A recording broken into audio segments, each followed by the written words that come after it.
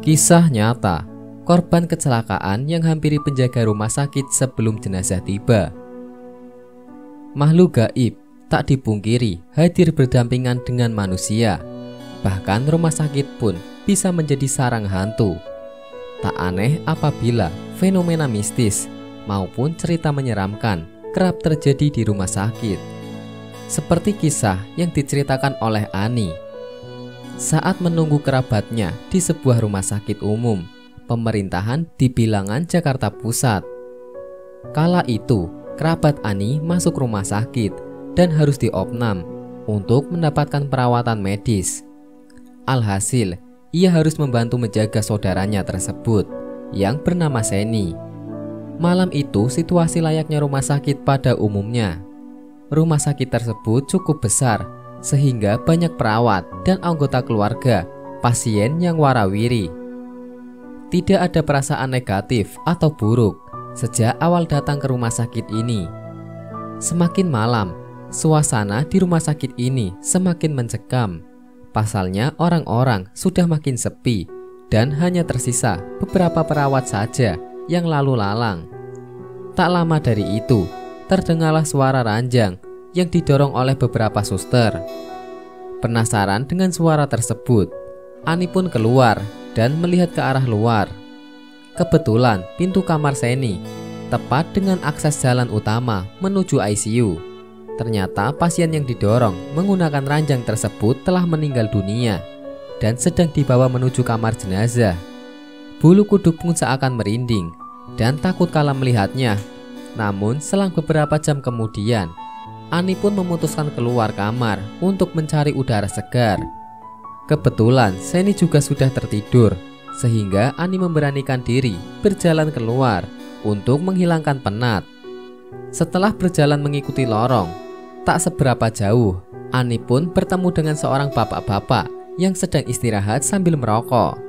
Penasaran dengan rumah sakit tersebut, Ani pun mulai berbincang dengan bapak-bapak tersebut.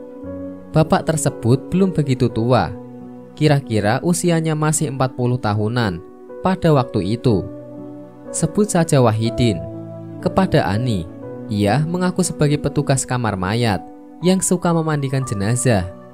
Hari itu ia kebagian tugas untuk piket malam dan standby untuk menangani jenazah yang datang. Di tempat ini memang seram buat yang enggak biasa. Semua korban jenazah yang ditemukan di Jakarta hampir semuanya dibawa ke rumah sakit ini, baik untuk dibersihkan atau diautopsi. Tutur Ani menirukan percakapan Wahidin. Tentunya pernyataan Wahidin bukanlah sebuah hal yang aneh dan dapat diterima nalar. Pasalnya rumah sakit ini merupakan rumah sakit pemerintah yang sangat besar dan menjadi andalan di Jakarta. Lebih lanjut, Wahidin pun menceritakan pengalaman mistisnya kepada Ani. Wahidin mengaku pernah didatangi oleh 3 remaja perempuan yang cantik-cantik saat bertugas di malam hari. Kala itu ia sedang beristirahat dan tiba-tiba dihampiri oleh remaja tersebut. Remaja tersebut menitipkan saudaranya yang akan datang ke rumah sakit itu kepada Wahidin. "Pak, saya nitip saudara kami ya, yang sebentar lagi datang ke rumah sakit ini. Tolong dijaga dan dirawat supaya tetap cantik." Tutur Ani menirukan perkataan Wahidin kala itu. Wahidin pun mengiyakan pesan dari 3 remaja tersebut. Kebetulan hanya dialah petugas jenazah yang bertugas pada malam itu. Ia pun menyanggupi permintaan remaja itu sebelum mereka pergi meninggalkan rumah sakit. Selang beberapa menit kemudian, terdengarlah suara ambulan datang ke rumah sakit itu. Wahidin pun bersiap untuk beraksi di kamar jenazah untuk segera memandikan mayat korban kecelakaan tersebut supaya bersih.